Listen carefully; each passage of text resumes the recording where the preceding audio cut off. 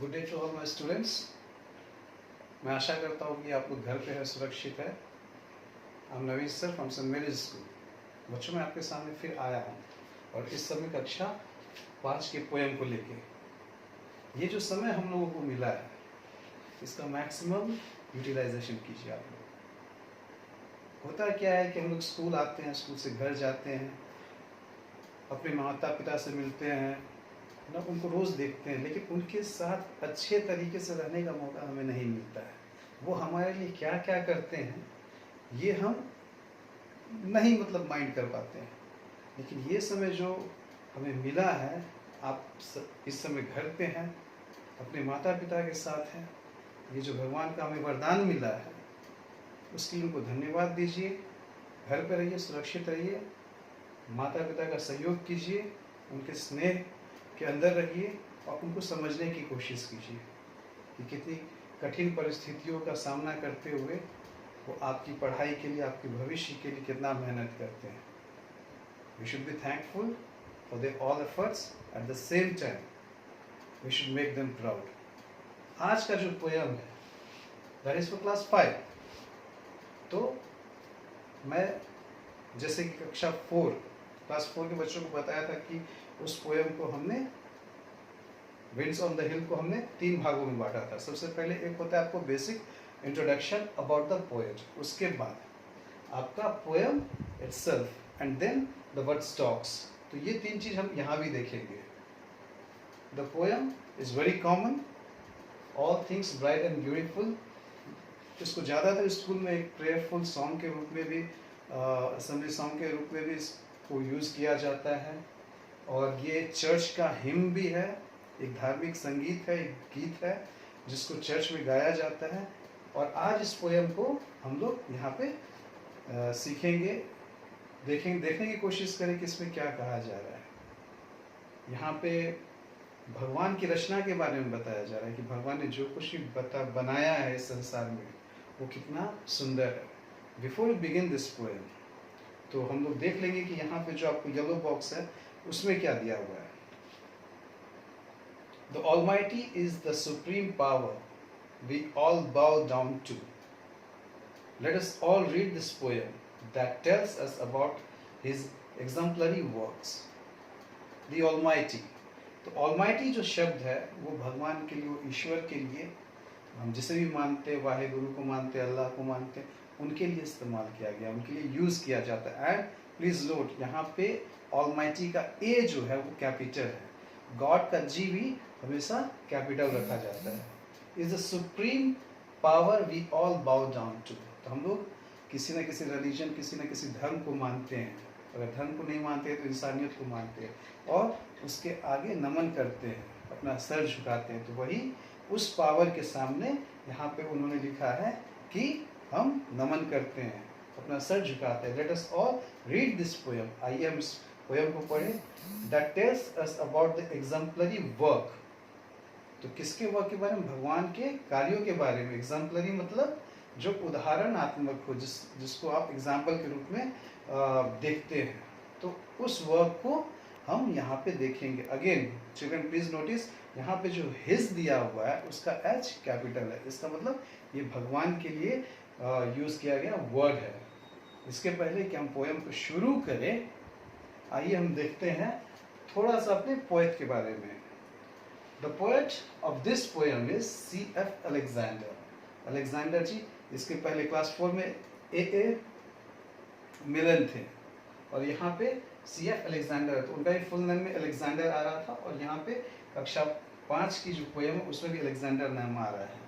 तो C.F. Alexander जो है, उनका फुल फॉर्म जो नाम का है सेसिल फ्रांसिस अलेक्जेंडर है। इनका जन्म जो हुआ था वो आपको डबलिन आयरलैंड में हुआ था। उनका डेट हमें पता नहीं है, but the month they have given, जो महीना है वो 1818 1818। And she died in Londonderry UK on 12 October 1895। और उनकी मृत्यु जो हो गई वो Londonderry UK means United Kingdom में हुई 12 अक्टूबर 1895 को। तो she lived a life of 77 years। C.F. Alexander जो है वो आपको एक कवित्री है, पोएटिस है। She is an Anglo Irish poet. अब यहाँ पे जिनका ओरिजिन मतलब जैसे कि हमारे एंग्लो इंडियन होते हैं, हम बोलते हैं जो दो ओरिजिन, जो दो नेशन को बिलोंग करते हैं और उनको हम लोग इस तरीके से बुलाते हैं। तो उनका जो है एक तो वो एंग्लो थे और आयरिश, क्योंकि उनका जन्म जो हुआ था आयरलैंड में हुआ था और वो ब्रिटेन के भी थे, तो उनके माता पिता किसी का ओरिजिन रहा होगा, जिसकी वजह से उनको हम लोग एंग्लो आयरिश पोएट बुलाते हैं। ये आपको उनका एक बेसिक इंट्रोडक्शन हो गया। उसके बाद यहाँ पे जो वर्ड स्टॉक दिए हुए, तो सबसे पहला वर्ड जो है वो ऑलमाइटी है। ऑलमाइटी का मतलब हो गया सर्वशक्तिमान। उसका दूसरा वर्ड जो है सुप्रीम है। सुप्रीम का मतलब हो गया सर्वोच्च, जो सबसे ऊपर है। एग्जाम्पलरी, एग्जाम्पलरी का मतलब हो गया उदाहरणात्मक या दृष्टांत योग्य, जिसको आप एग्जाम्पल के रूप में किसी को बताते हैं, सुनाते हैं। क्रीचर्स का मतलब हो गया प्राणी, जीव जंतु। ग्लोइंग का मतलब हो गया प्रकाशमान या प्रज्वलित, जिससे रोशनी निकलती हो। वंडरफुल मतलब आश्चर्यजनक, और टाइनी का मतलब छोटे या नन्हे। तो ये आपको यहाँ पे 7 वर्ड्स दिए हुए हैं और आगे जो वर्ड्स आएंगे उसको भी मैं बताऊंगा। फिलहाल हम पोएम में चलते हैं। The first stanza says, all things bright and beautiful, all creatures great and small, all things wise and wonderful, the Lord God made them all. हम सब कहते हैं कि हमें भगवान ने बनाया, हमारी सृष्टि भगवान ने की है। तो यहाँ पे बोला जा रहा है, यहाँ पे जो हमारे पोएटेस है वो कहती है, अलेक्जेंडर कहती है, सिसिल फ्रांसिस अलेक्जेंडर कहती है कि all things bright and beautiful.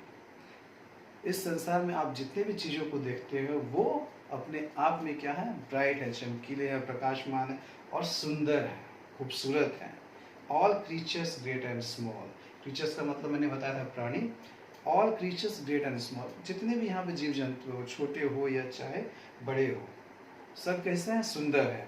All things wise and wonderful, जितनी भी चीज़ें यहाँ पे हैं, जितने भी प्राणी यहाँ पे हैं, जितनी भी सृष्टि यहाँ पे है, they are wise and wonderful. Wise का मतलब क्या हो गया, बुद्धिमान, एंड वंडरफुल का मतलब आश्चर्यजनक, जो हमको आश्चर्यचकित कर देते हैं।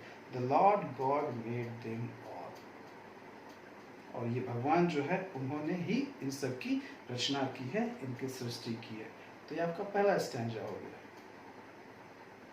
We all are made by God, हम ये मानते हैं कि हमारी सृष्टि भगवान ने की है, वो सुप्रीम पावर है। सेकेंड स्टैंजा में दिया गया है, each little flower that opens, each little bird that sings.